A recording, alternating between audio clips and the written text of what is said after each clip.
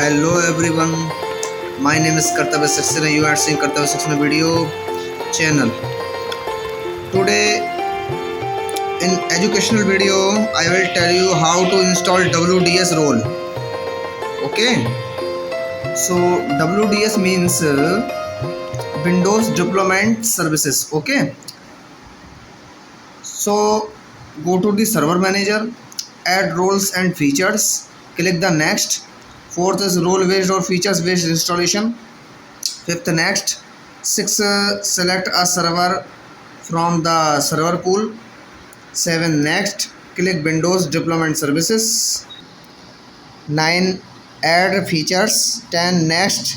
11, next. 12, next. 13, next. 14, restart the destination server automatically if required. Okay.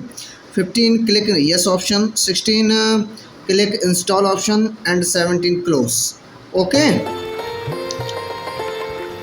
So this is the question of WDS role, means how to install WDS role. I hope would you are understand get in my next video. Subscribe to my channel and press the bell icon. Thank you for everyone. Have a nice day. Thank you everyone. Jai Shri Ram.